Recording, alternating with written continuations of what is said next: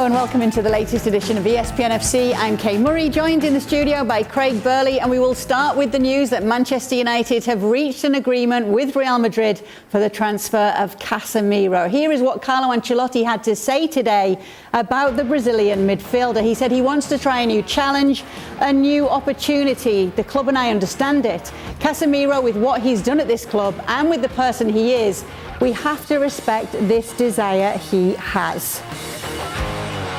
Let's now welcome into the show, shall we, Jules, Shaka and Ale, and start talking about this. Jules, I'd like to start with you because we hear there that Ancelotti has said that Casemiro has said that he wants a new challenge, but there's definitely a financial incentive here, isn't there? Yes, massively, of course. I mean, Casemiro is 30 years old. This is a 5-year deal, 4-year plus a 1-in option that can be triggered. And obviously the wages are enormous for someone of his age with a contract like that. He was on 9 million euros net a year at Real Madrid without the bonuses. I believe he will be around the 14-15 million mark now at United, which is a huge rise, of course. And when Carlos said also today, I can't work out why he decided to leave the best club in Europe to go to one that is struggling in England.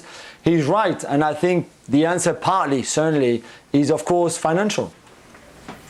It's interesting, isn't it, to see he wanted a new challenge, because this is definitely a challenge at Manchester United right now. Well, one of the things is that the length of the contract as well is quite staggering, because as good as he has been, and last year he was up and down but was in a successful team, he is already starting to lose that mobility to get around the field like he did when he was 25 or 26. It's already more of a struggle for him. A little later to the tackles, a little bit more laboured around the field. That's normal. He is still a huge upgrade, of course, on anything they have. That goes without saying. But boy, he wants a new challenge, and he's bloody well got one. I'm telling you what, he's going to have them all on his shoulders, be carrying them on his arms. So he's got it. He's got what he wants, and he's going to learn quickly what this Manchester United squad's all about. I get it. He wants a huge payday and a long contract before he retires. And guess who pops up and delivers that for him? Good old Manchester United. So I don't criticise him for it. Ali, how much will he improve this United side? Well, Manchester United are better with Casemiro on the field. There's no doubt about that, and there's no point arguing that. However, he is only one issue that Manchester United have been able to address of the seemingly hundreds of issues that they have going on. And so, while it is an upgrade, while it is a step forward, at least in the short term, it just doesn't feel like it's merely enough. Part of the reason as to why Casemiro was so successful at Real Madrid is because his role was very well defined. Protect the back line and also protect the midfield players that are alongside him, in the case of Luka Modric and Toni Kroos. So provide these guys with a platform where Luka Modric can get up and down the field and Toni Kroos can just worry about distributing play. That job, well defined. When he shows up at Manchester United, while that may be the job, well, he's not passing the ball to Luka Modric. He's not passing the ball to Toni Kroos. He's looking around, and it is Fred and Scott McTominay. And if he looks up and he's trying to find a center forward, who is that going to be? Am I going to find Benzema? No. It's Marcus Rashford. Or maybe whatever is left of Cristiano Ronaldo. When you look around, and Casemiro will do this very quickly as he goes through that first training session, he's going to notice that the drop-off is very, very steep. Do you agree with that, Jules, that obviously Casemiro could be a big improvement in one way, but he is just one player? Yeah, I mean, they probably need to upgrade the whole team, the whole starting 11. I think he's a world-class player. I think it's a hell of a signing, let's be honest here. Whether you agree with the length of the contract, the money that they clearly overpaid, but he's a hell of a signing. He's the best in his position in the world. So of course, there's still so much to improve in that team, and I don't think the transfer window is finished by any stretch of the imagination. They're going to go for a winger, they will go for a striker, they will go for a right back, they might even go for another keeper, because De Gea is not what Ten Hag needs and wants anyway. But that might have to wait a little bit more. But they're not finished. But he's the first part of this rebuilding, if you want. They should have got him earlier, of course. He was not plan A, plan B or plan C. But now they've got him. It's a huge step forward. I agree. I looked at his progressive passing and it was actually better than I thought originally if you look at the stats. And yet, I don't know how he will adapt to the Premier League and the intensity of the league and the pressure that he will be under, which will be very different, again, to what he faced in La Liga and with Real Madrid, because like Ali rightly said, at least with Real Madrid, a 2-yard pass on the right-hand side for Modric is fine, or to Kroos is fine. They will deal with the pressure. At United, you won't be able to do that. Even if Eriksen and Bruno plays alongside him in a midfield 3, for example, which I think that's probably what Ten Hag has in mind right now. So I think the task that he's facing will be very different and be very interesting to see how well he does. Shaka, do you think he is a Ten Hag player? Is this the club's decision or is it the coach's decision to bring Casemiro in? I think Casemiro is any manager's type of player. As Jules rightly points out, he's the best player in his position in the world, though he's getting on in age now. So you have him, and he improves Manchester United in that department immeasurably. There's no question, given the things he's won, given the player he continues to be, that Casemiro is exactly the type of profile of player that Manchester United needs. I think they'll find even greater value in what the signing of Casemiro signifies to everybody else. We've spoken here about Manchester United's struggles to sign real world-class talent, to convince players that things are going to turn around, that somehow the club will get things back in the right direction. I think the signing of Casemiro starts that discussion in a more meaningful way. They have to follow it up, of course, with more signings to really be taken seriously. But this is as good a first step in that process as Manchester United could hope for. Casemiro has won so many titles. The list, as we can see here, is pretty lengthy. Well, of course he makes them better, but listen, I don't think I've heard anybody argue that. Anybody. But he's won all these things at this club that he's been playing at for how many years? It's Real Madrid. They're serial winners. In the last 10 years, Manchester United have not been. It's a statement, and I'm all for it. I don't listen. At the end of the day, they pay what they pay, and the length of the contract is the length. I am slightly confused here, and I think there is a conflicting message about what United want and about what. First, it was youth and younger players. That's out the window. Then it was the management changes, and then it was the structure behind the scenes, and blah blah blah. But I'm slightly confused with the on-pitch signing here, in the sense that he's a player that is going to probably retire as a United player, or certainly go back to his homeland. We are told, and we haven't really seen it yet, that Erik Ten Hag, certainly not in England, wants to play this high-pressure pressing game.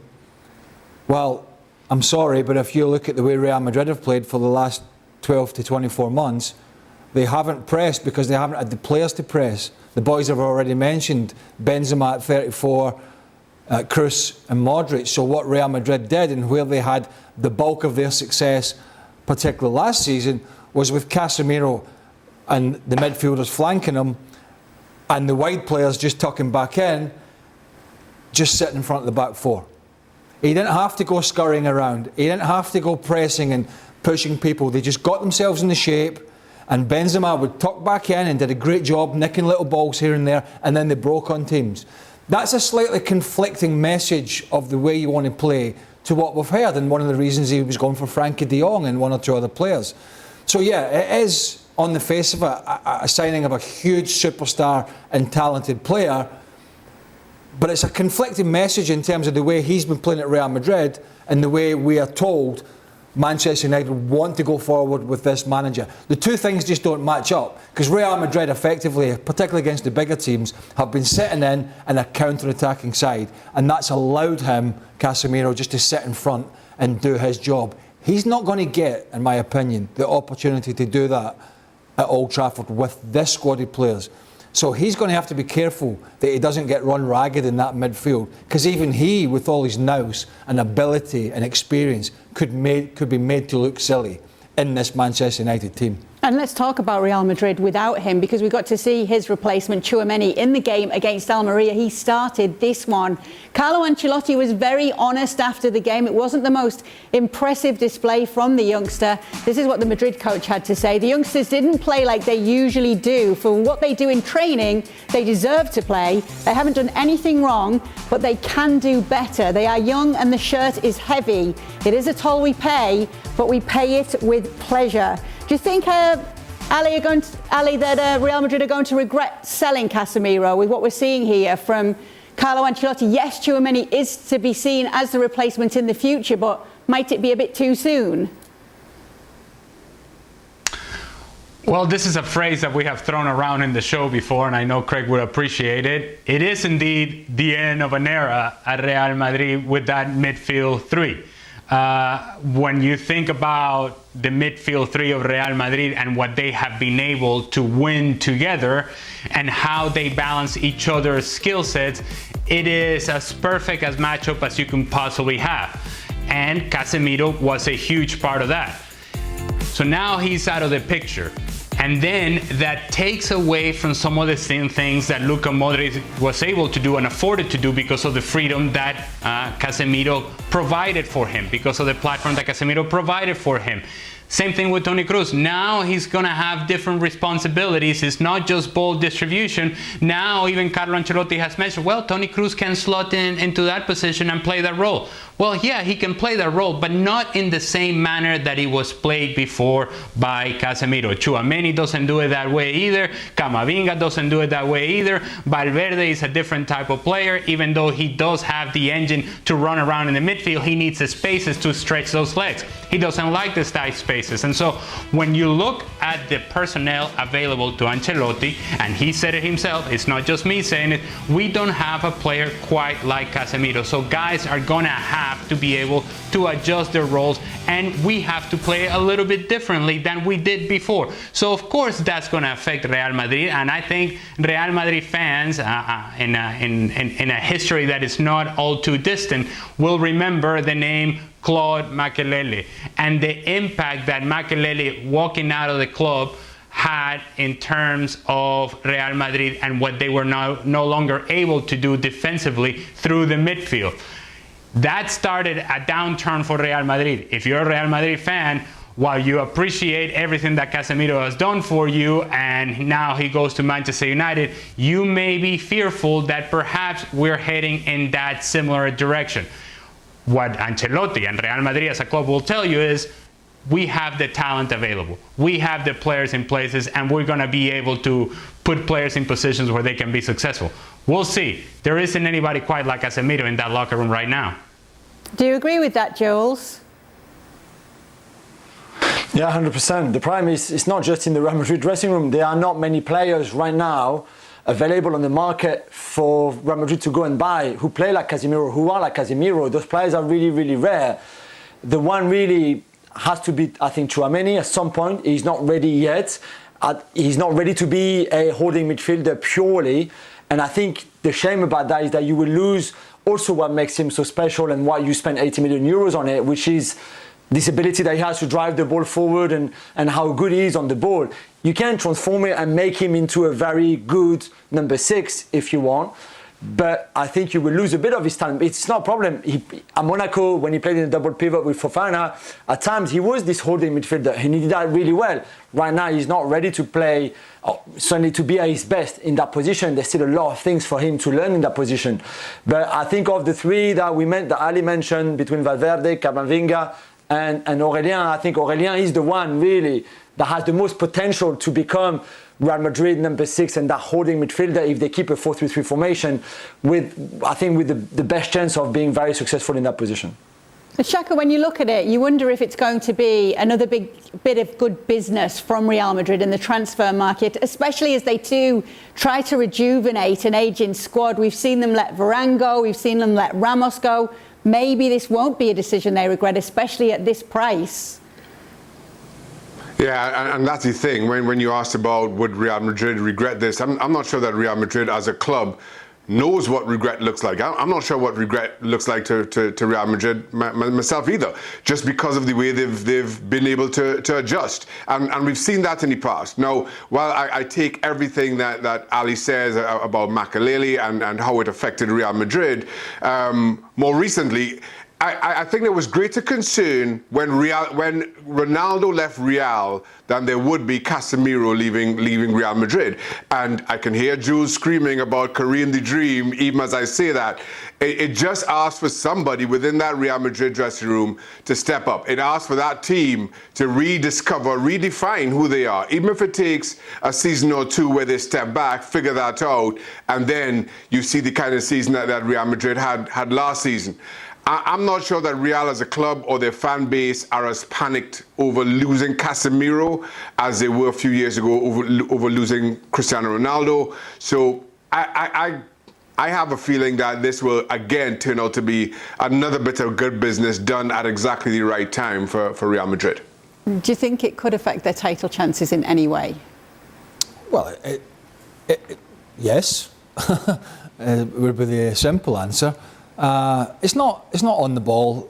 Young players will make mistakes, and they'll have more energy, but they just don't have the defensive nous that Casemiro had. That ability to know when to cover a fullback or a centre half, or make a challenge, or I've talked about it in the show all week. How many times he gets away with stuff within games, and he doesn't get pulled up. I mean, now and again he does, but he gets away with a lot. That's a skill set almost for him. I'm a huge fan of the likes of Rodri, but you're not getting him out of Man City. I wouldn't think. Fabinho at Liverpool has done a stellar job in recent years. And N'Golo Kante, before he was, more of a defensive midfielder, we've seen him at Chelsea getting forward a little bit more. I think that's more to do with personnel. So we'll see if the two younger guys cut the mustard. I think it's a deal that Real Madrid had to take. I don't think, as Shaq said, there's any regret there. They'll just brush their hands, and whatever this season brings is what it brings. And if the two younger guys don't look as if they're going to step up to the mark, they may go and splurge again in the summer, next summer. But I think when you look at the figures and you look at his age and you look at the job that he's done, he's unlikely to be getting better, Casemiro. It's plateauing, and it'll start to take a dip. So I think it's common sense for them to take this huge offer, say thank you very much, but we're going to start heading in a different direction. We're going to be talking about Toni Kroos and Luka Modric and others very soon. He's the first one out the door. It is a surprise, but I think Real Madrid, I think that kind of, if it was like 10 million or whatever it was, I'd be like, no, it's not, we'll keep him.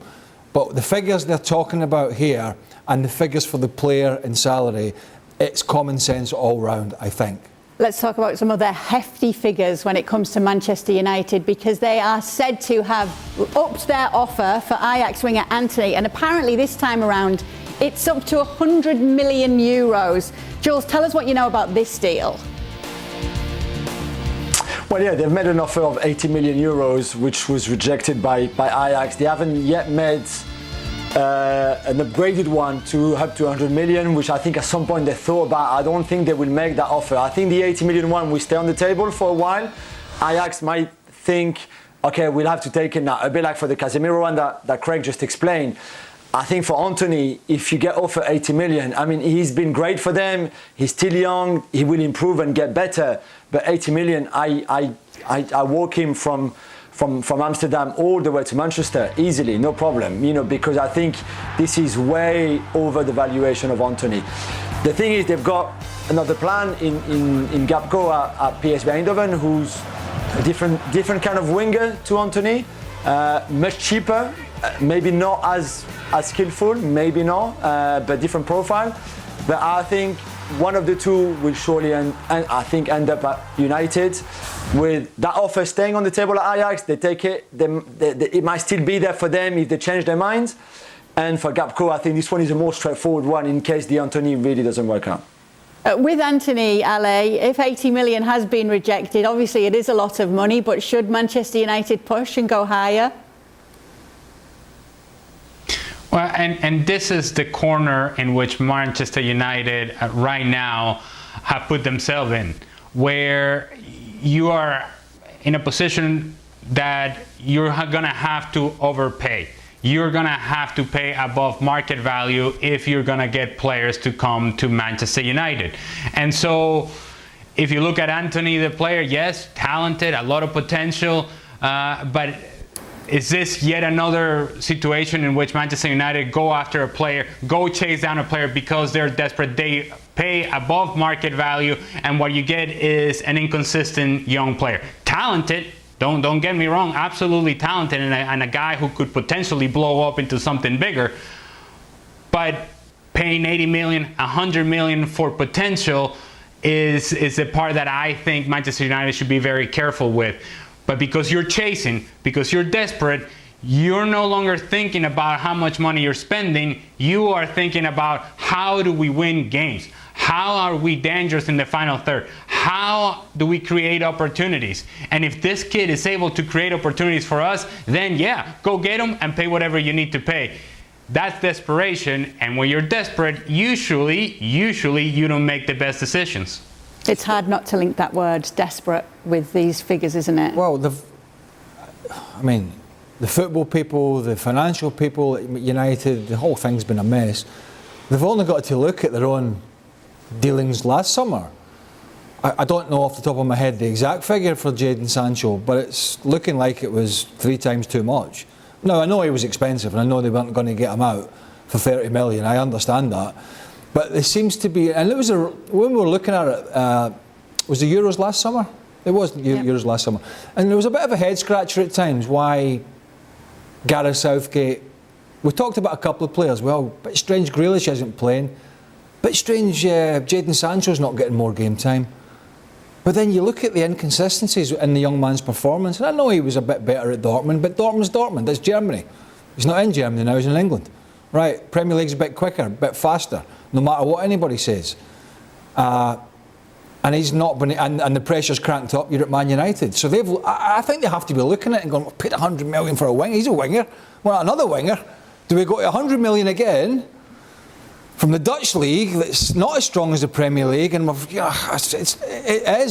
think they're all looking at each other thinking, I think they're all looking in this room, whoever's in it, 4, 5, 6 people, and none of them believe what they're making the right decision here, financially or football-wise, because they're looking at the signings that have come in, some of them, and the ones that maybe be coming in, and the money that it's cost, and go, goodness, it seems like a lot of money again, it's another risk. Because what they've done before generally hasn't worked. And they've paid fortunes, and now they're going to have to, as Ali says, desperate. Clubs know they're desperate, and they're having to go and pay fortunes again for some players that are still a risk. Casemiro's not a risk. He's a very expensive 30-year-old, but he's not a risk on the field. These other guys are a risk in England at 100 million potentially. That's not good business. Well, you can see how Real Madrid do fare without Casemiro this season, because we have every single game available on ESPN Plus. This weekend, they are at Balaidos to take on Celta. Barcelona will also take on Real Sociedad on Sunday.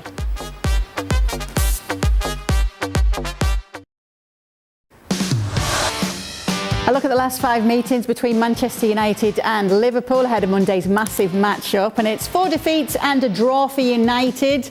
Probably little surprise then that Liverpool are heavy favourites to win at Old Trafford on Monday. Odds on to win at Old Trafford. Craig, Jules and Shaka still with us. Ten Hag, Craig, is already the first United manager in over a century to lose his first 2 matches in charge. But is there any way he can take something away from this one? Well, there's always a chance. I thought you were going to say, is there any way you can take anything away? There's a lot of ways there. Can you take anything out of last week's defeat at Brentford? I thought that's what you were heading. I was going, no. I mean, football throws up funny results, so there's always a chance. It seems unlikely off the back of the first 2 games, particularly last week. It was so dishevelled. It was so disjointed. I mean, the cutaway shots of Ten Hag were, I think they were blockbuster, but just looking at his eyes, thinking, get me out of here, please. I have no idea what his lineup is going to be. I think there's going. I would imagine if Rafael Varane has to come back in, surely to God, he has to forget for the time being. I think I heard Stevie talking about it the other day in the show. He has to think for the time being to forget about the pretty technical side of what he wants to do long term, just to try and get results short term. You've got to stave off these defeats to try and build for the longer period, if that makes sense. Because you can't keep going out there doing stuff that you want to do without the players that are capable of doing it and getting battered. You just can't do it. And if you're getting battered from Brentford, you can sure well get battered from Liverpool. So I think we're going to see changes. I don't know how many there'll be. I would imagine there could be at least 4 or 5, depending on fitness, maybe 6. And he has to hope he can have a solid base and just give themselves a platform. Forget going and pressing and doing all that. Liverpool will play around the press. They ain't at that stage yet. They can't do that yet to teams like Liverpool, although they haven't had a great start, because then Liverpool will pick them apart. They've got to find a base to be solid from and then hope they can build from there. I just don't see it happening, because Liverpool's need is as much as Man United's, in the sense that another drop points to City and it'll be a long road back. Yeah, I don't think any of you pundits here on ESPN FC see it happening. You've all gone for a Liverpool win, as far as I know so far. I've not seen everybody's, but so far from what I had seen, it was all of you going for a Liverpool win. But Shaka, Ten Hag has overseen, 2-0, and Burley 3-1. Jules also with a 2-0 there. Shaka, Ten Hag faced Liverpool back in July. Yes, it was in the pre-season. People got excited. People got excited because it was a 4-0 win for Manchester United. Can they take some confidence from that, Shaka?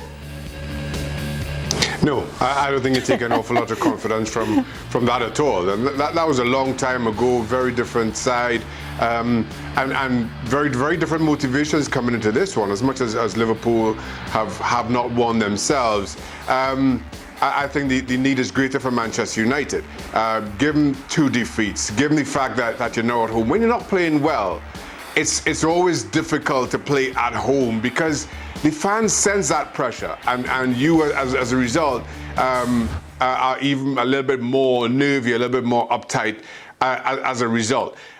The thing is, we know exactly how good Liverpool can be. We know how good they have been over the last couple of seasons. We saw how good they can be just a couple of weeks ago in the Community Shield. That seems a forgotten game in itself. But we still really to see Manchester United show us that over the course of this season, or indeed last.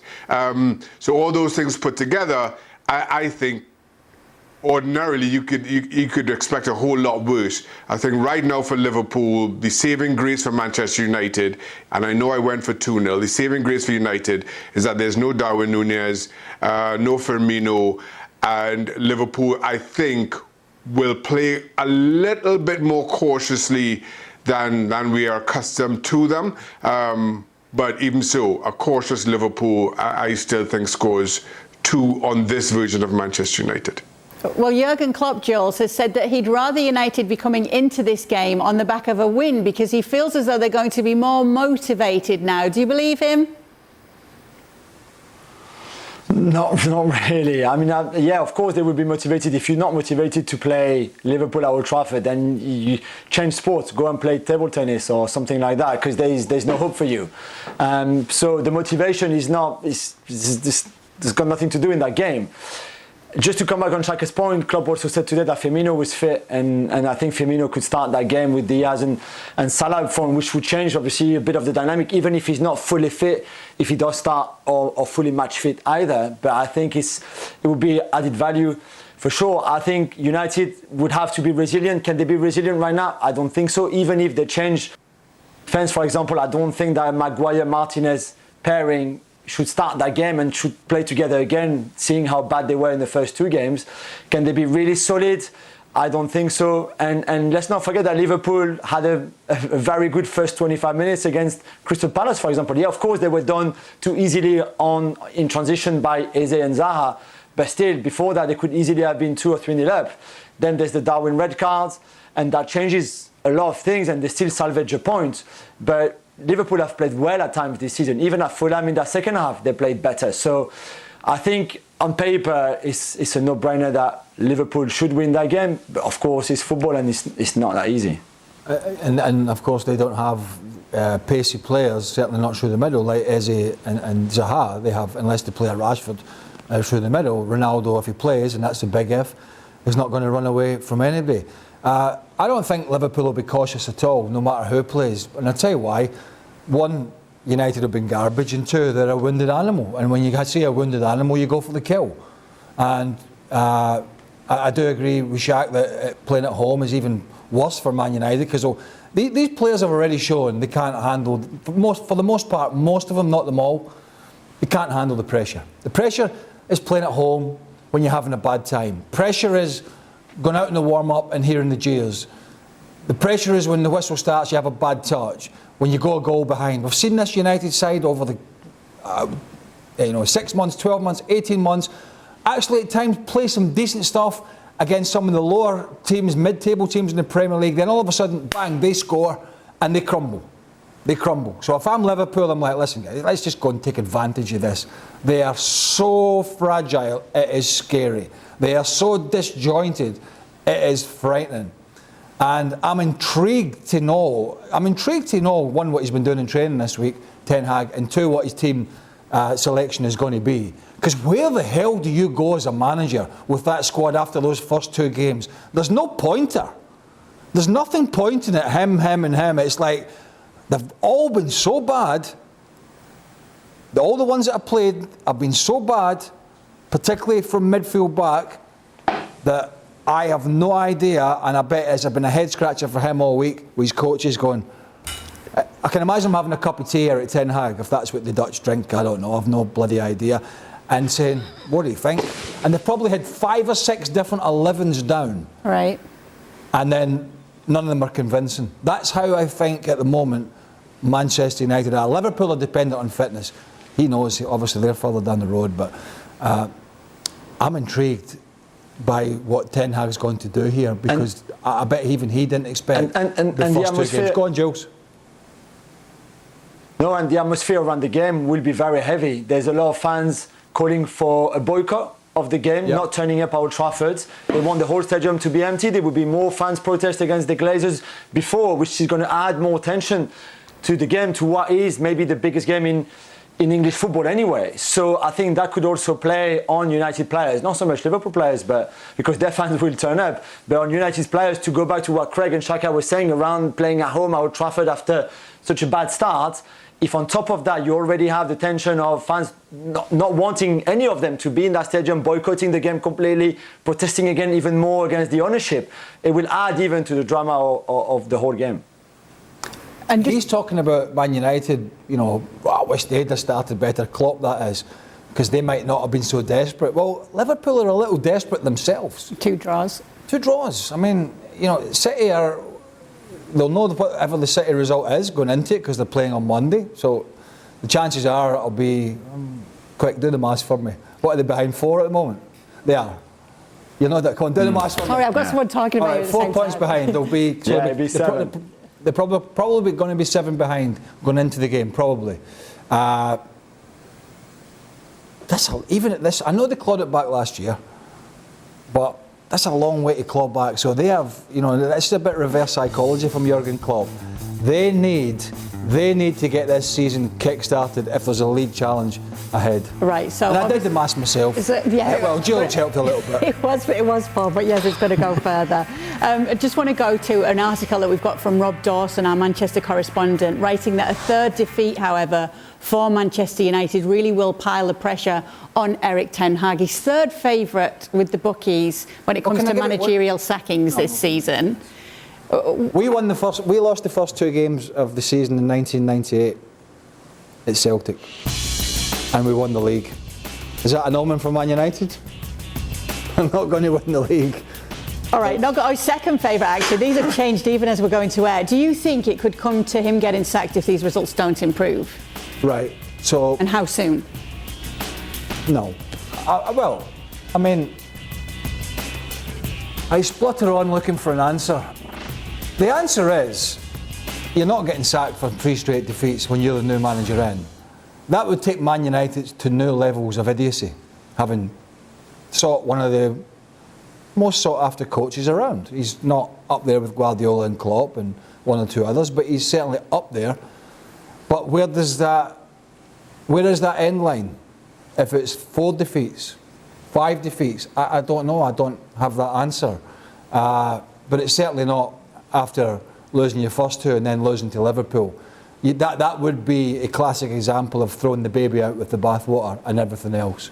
So no, and listen, he's paying the price at the moment, and he doesn't go blameless. He will not go blameless as a manager and as a coach, but he is paying the price as well of years of mismanagement, and this is it being borne out. But it might not happen. They might have a great day. Just none of us think they're likely to do so. Well, that's the big one coming up this weekend when it comes to the Premier League fixtures. You'll have to wait for Monday for it, though. A whole slate of Premier League action coming up at the weekend and plenty to be enjoying.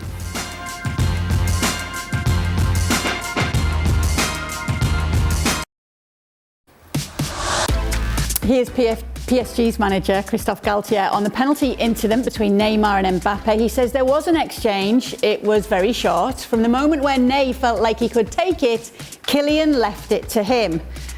Jules, it looks as though it's all sorted behind the scenes then now. These guys are friends again. Of course, it's all good in the best of worlds. You know, it's like I love to say, Care Bear world. Here we come at PSG. This is exactly, he said also, though, there's no problems, there's no issue, no tension. It's all great. The week at training has been amazing. I'm so happy. And this game against Lille on Sunday night, going back to against his former club with whom he won the league, of course, is going to be amazing. We're so all looking forward to it. Yes, of course. I mean, to be fair to him, there was nothing else he could have said. Otherwise, it would have sparked more controversy and more legs to the story. So he did what he had to do and he said what he had to say. But obviously we know that in reality it's a little bit different. There's no love lost really between Neymar and Mbappe anymore, and that this was an incident, and Neymar can say anything he wants, that he got confused, first penalty, second penalty, first taker, second taker, all of that. He knew exactly what he was doing and that it was not really his penalty, that second one, but he still took it despite what Mbappe told him before. We've seen penalty-taking decisions and problems before at PSG going back, Jules. Have they actually clarified this time around who the penalty taker is? Well, Galtier was a bit, I thought today, not too clear in the sense that he said, for that game against Montpellier, yeah, it was Mbappe first taker and Neymar second taker. Second taker meaning, and we said it before on the show, but to re-explain, meaning that you take the pen if the first taker is not on the pitch anymore, has been subbed off or sent off or whatever, or if the foul was committed on him. And in that case, the second penalty taker steps in. And this is the rule. This is the rule that was given to the whole squad, to Mbappe, to Neymar. And obviously, when that second penalty happened, it was a handball in the box, so Mbappe should have taken it. For the Lille game, Galtier didn't want to say who was first taker, who was second. He said the players will be told. They will know before. It could change. He mentioned Messi, he mentioned Sergio Ramos, who of the whole squad, Ramos has the best percentage of successful penalties, more than Neymar, more than Messi, and more than Mbappe. So I guess what everybody will want on Sunday is a penalty for PSG, even two maybe, and to see what happens and if he kicks off again.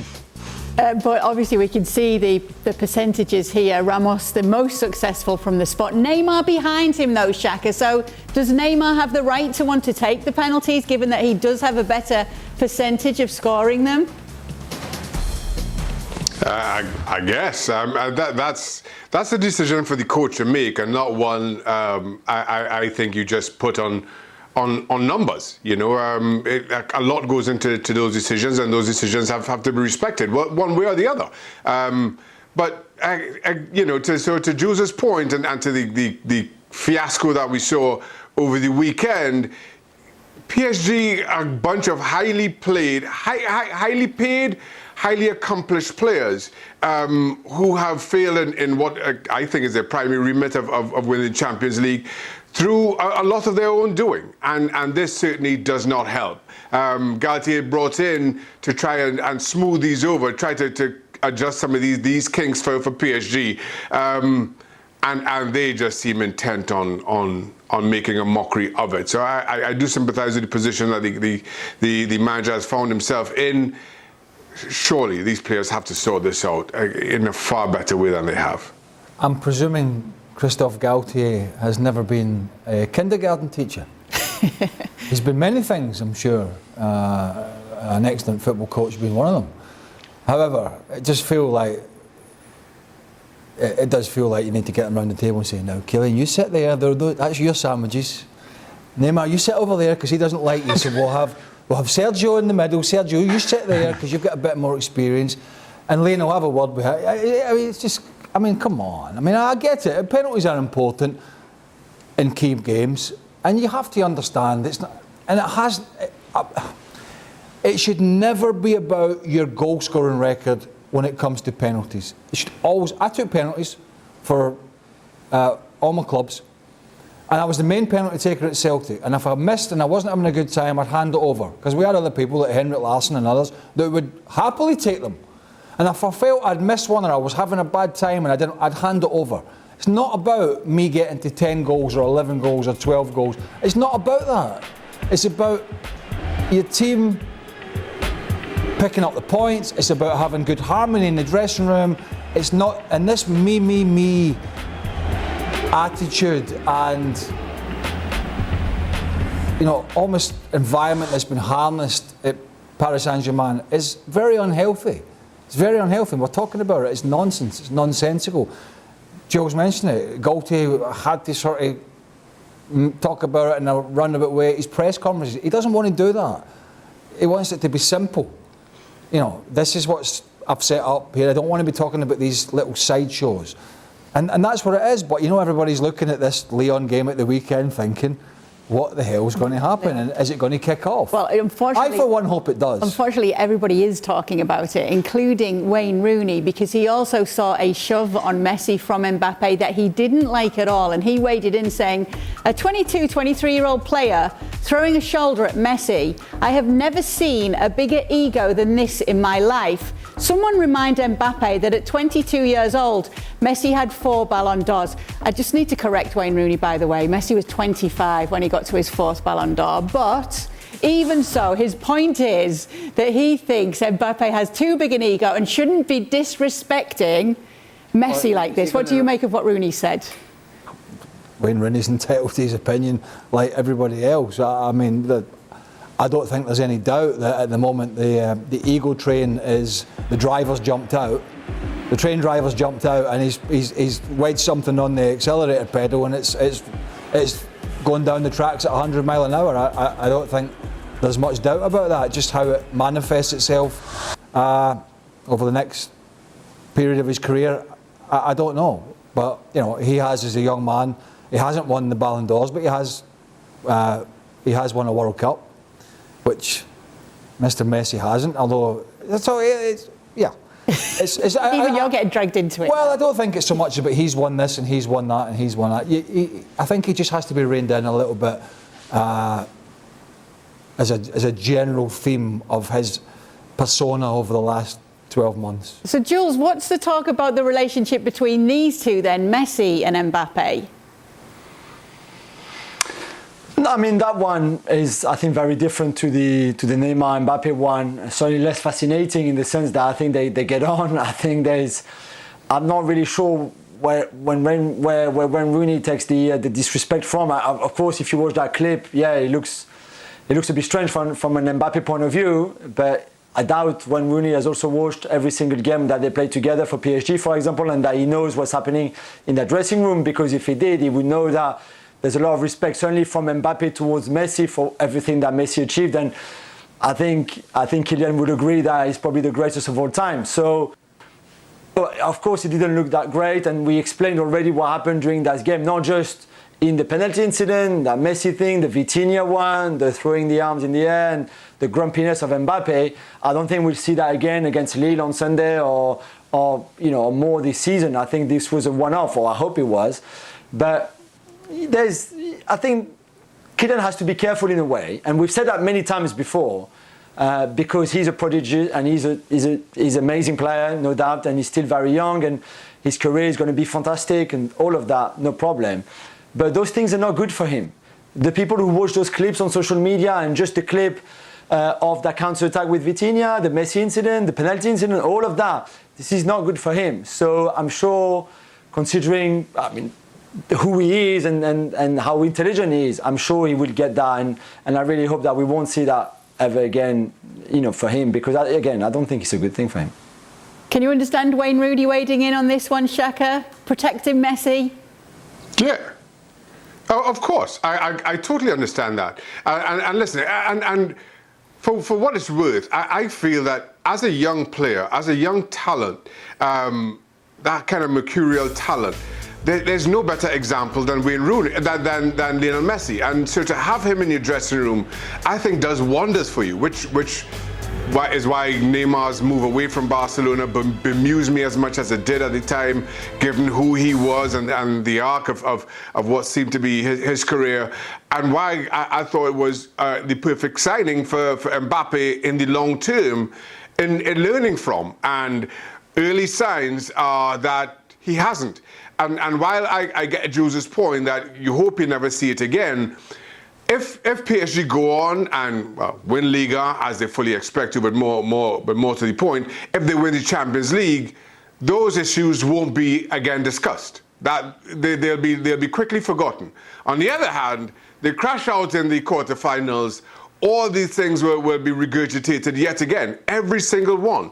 And that's just how thin the margins are for PSG, both as a club and for players like for Mbappe as individuals, especially given the speculation around the power that was handed to Mbappe when signing his new contract. Nothing quells that other than winning the Champions League, and that's a very tough line to cross.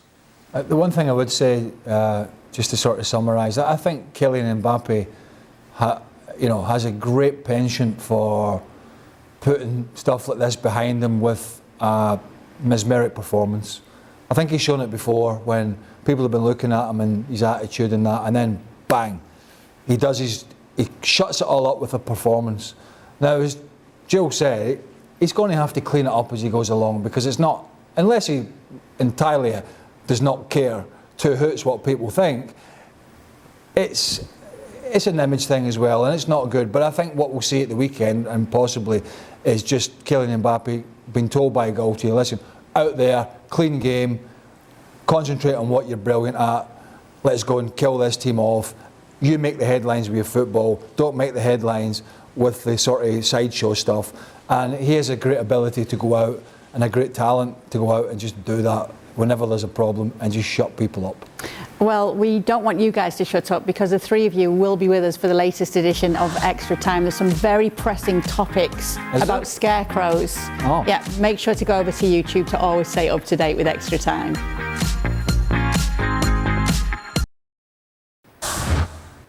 Well, that will do it for the latest edition of ESPN FC. Thanks so much for being with us. Be sure to be with us all across the weekend, because there's some big games to be discussing. And then on Monday, it is Manchester United against Liverpool. We'll be talking about that, and we'll be sticking around to answer your tweets on Extra Time. See you in a minute.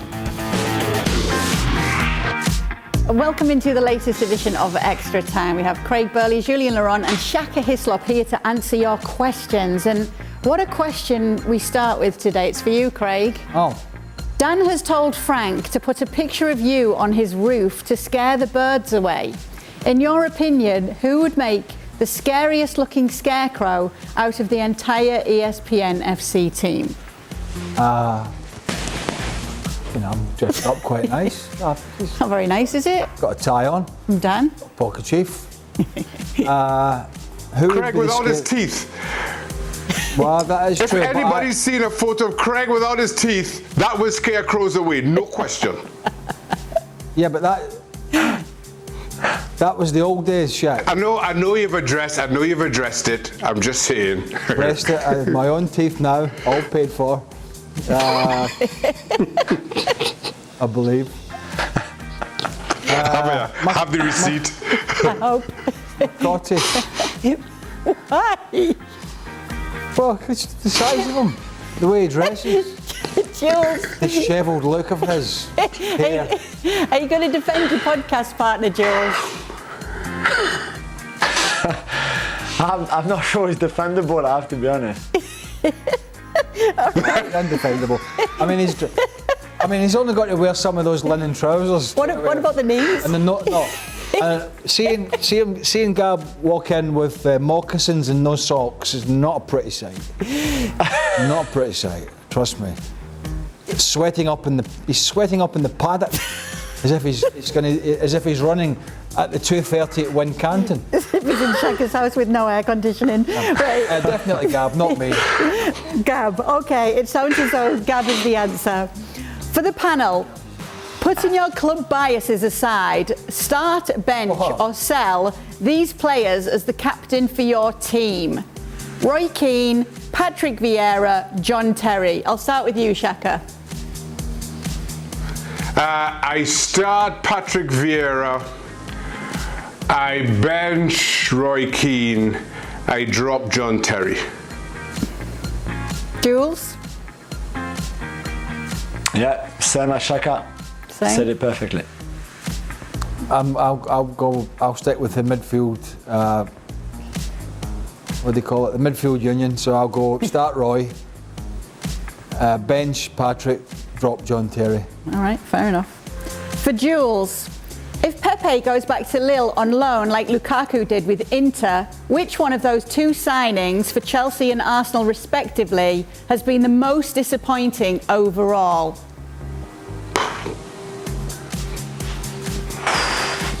That's a good question. I mean, I think Pepe will go to Nice on loan, not to Lille, but it would have been funny for him to go back to Lille.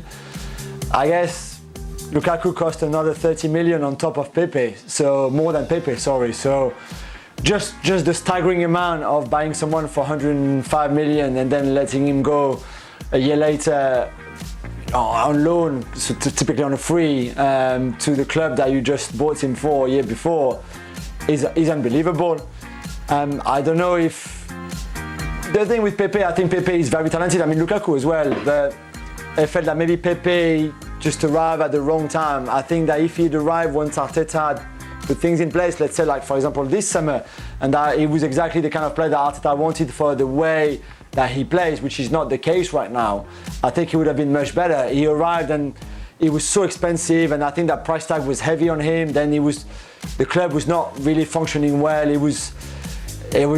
I don't think it was the right environment for him, especially after that incredible season he had in France just before the transfer. So, I think I would go more for Lukaku maybe, but there's not much in between. I think they were both quite bad acquisitions really when you look at what they gave to those clubs. All right, talking of midfields then, to Craig, rank these midfield three. Madrid, Kroos, Casemiro, Modric. Barca, Xavi, Busquets, Iniesta. Or Milan, Gattuso, Pirlo, Seedorf.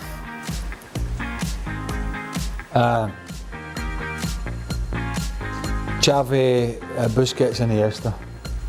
So they're number one. Oh, I rank them. I don't know how the records stack up with the other two. I don't know. I'm just talking from a football perspective. Who you'd like to Yeah, I mean, I was watch at that. I was commentating at that 2011. I think it was 2011 Wembley final against Man United. It was. I mean, I passed Sir Alex Ferguson in the tunnel. I wasn't talking to him. I was just walking down to the media, and he looked. He was going to do his press duties, and he looked shell-shocked at what he'd just seen. Because he had a really good team, and they got absolutely wiped off the park in terms of football. I don't know, Gattuso, Seedorf, and who? Pirlo.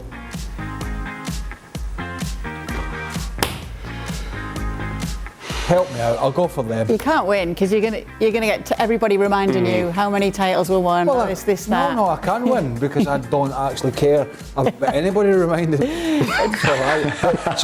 Trust me, for me, all the time it's a win-win. Because it was straight over my head, water off a duck's back. Couldn't give a toss. Couldn't give a toss about people happy or not. I don't know. Seedorf, Gattuso, And Pirlo. and Pirlo. Even though you couldn't remember it was Pirlo. Well, it wouldn't have been Gattuso. I can remember Gattuso as an 18-year-old playing for Rangers against me in the Old Firm, and he was out there, and he was like, anyone's ever had a Jack Russell on their ankle?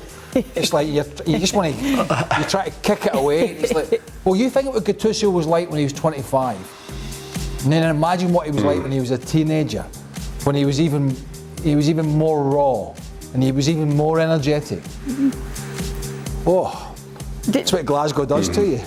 Do you have an opinion on these ranking the midfielders here, Jules?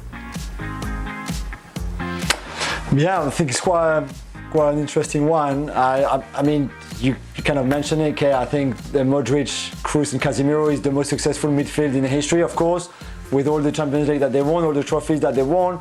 I think there was something a bit magical about the Busquets, Xavi and Iniesta one. That 2011 final at Wembley that Craig was mentioning, I was there as well. It was like, it was poetry, really. And when you think that what Xavi and Iniesta were capable of doing with the ball, and if you add Busquets to it as well, and I think there's something pretty amazing about that. I don't know if you can really choose one and say, they were better than the others, and the Milan trio was pretty good as well, especially Pirlo in that, the way he played that incredible position. But yeah, for me as well, I think then it's just down to individual preference, but having seen that Barca team, that for me is the greatest club team ever assembled, that Pep Guardiola side, I think for me the Busquets, Xavi and Iniesta one will always be the best midfield triangle in history of club football. I don't know why I thought of this, but like in you've seen Toy Story? Yeah. So like Woody and Buzz Lightyear, they have phrases. Yeah. I just wondered if there was a doll made of you and you had to pull the card at the back, what are the 3 things that you'd say? Couldn't give a stuff. For sure, one of them is couldn't give a stuff. Muppets, a lot of them. One more, we need one more. Muppets, a lot of them. That'd be it. The two of them. Muppets, a lot of them. Journos. Something about journos. Something. I hate journos. Too many John Knows. Too many John Knows. Right. For Jules. Bloody John Knows. There's so many. I mean, I think we should get a Craig. Ballon d'Or. No Ballon d'Or. To get a Craig doll. A Craig doll? Can you imagine, Jules? You know what he would say? The club Yeah, World Cup. Craig doll, that doubles as a scarecrow. There's so many. Honestly, they could make a film. They could make a film. They pulled a bit of string. We're not talking about this again. No. There'd be too many, wouldn't there? The Ballon d'Or. Ballon There d'Or. has to be a line about the Ballon d'Or. I can't give a toss about the Ballon d'Or. No. Stuff the Ballon d'Or. We don't care. I'm working from home. Right, Jules. I'm not doing weekends. How do people in look what I started? How do people in France rate Lil Striker? Top 10 goals. I don't like goals. Top 10 goals. Seen the goals.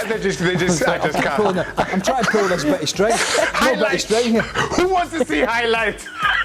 Highlights. No highlights. Are we starting this show yet? You can't stop thinking of it. Yeah, here's the best. Sorry for Sebi. No. How many segments have we got to do? Shut up, Sebi. Right. Dan, keep it simple. And me. Tell them that. All right, mate, I'm so Keep mad. it simple. Yeah, I'm so mad. All right. So many. Jules, how do people rate Jonathan David? Do you think he can be a top striker, and could he be an option for clubs like Chelsea and United? Yeah, I'm a bit surprised that he's still in Lille and that it looks like he's not going to leave this summer, because I thought, and certainly at the end of last season, there were a lot of clubs, especially in England, who were clearly keeping a close look. Whatever. Who were keeping tabs on him. Let's put it that way. Sorry, it's the Craig sentences that threw me. So I'm surprised. I'm surprised he's still there. Keep it simple, Jude. Because I thought he, in a way, he earned the move, because clearly 2022 was a very good year for him. Has been a really good year for him. 2021 was a very good year, and then he finished the season strongly. So I thought it was maybe a good time, but maybe some clubs, especially the top ones, want to give him a bit more time in France, which I don't think is a bad idea. And he started really well the season already, and I think there's potential if he has a really good season with Lille again. And I think Paulo Fonseca, who's kind of replaced him, moved him a little bit more on the right-hand side when they don't have the ball, and then he can come inside and almost play as a second striker with the ball, which I think can suit him well. I think Fonseca can do some really good work with him. He can have another very good season, and then I think it would be time for him to go and to come to England, and then I'm sure big English clubs will be after him, because he's got the talent, he's got the attitude, the personality as well, and I think he's got all the attributes to do well in England. Going to start answering in cliches now. That's it. little short burst cliches. Bang. Yeah. Yeah. All right. I'm not doing the arm though. Anyway, I've got a sore arm now. For Dr. Shaka, what was your favourite moment playing in the Premier League? Oh, favourite moment. I'm probably going to say, rather than a moment, the 98-99 season at West Ham, where we finished 5th. That was first season at West Ham, and I don't think I've enjoyed a season of football as much as I did that one. That's a nice one. Doctor, what's all that about? Honorary doctorate. I like the ring. I like the ring of that. A doctorate of time off. That's what he's a doctorate of. Well, that time is up on the latest edition of Extra Time. We're going to go and pitch the Craig doll to whoever's nasty doll. interested. The nasty doll. I want to be looking nasty as well. Yep. Well, no teeth. And Each of us get royalties. Each of us well, no, have that to would get be a one of the share the accessories that you can royalties. buy, so you can clip the teeth in sometimes. Oh my goodness, let's go. Big weekend ahead. Make sure you join us across the weekend. It had on some ESPN credibility FC. up to that point.